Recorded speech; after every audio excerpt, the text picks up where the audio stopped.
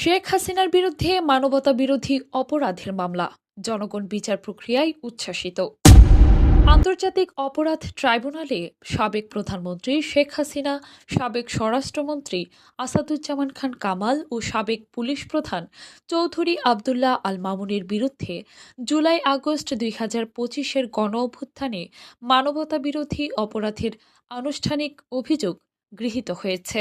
2024 সালের 5ই আগস্ট আওয়ামী লীগের সরকারের পতনের পর ট্রাইব্যুনাল পুনর্গঠন করা হয়।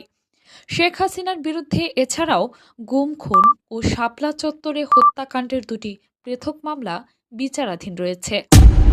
অভিযোগ অনুযায়ী ছাত্র জনতার আন্দোলন দমনে সরকারি বাহিনীর অংশগ্রহণে গণহত্যা ও নৃশংসতা সংঘটিত হয়েছিল। ট্রাইব্যুনালের কার্যক্রম সরাসরি সম্প্রচারিত হওয়ায় সাধারণ মানুষ ন্যায় বিচারের আশায় উচ্ছ্বাস প্রকাশ করছে। কাজী মিম, নিউজ ডেস্ক, দেশ বৈচিত্র্য সংবাদ।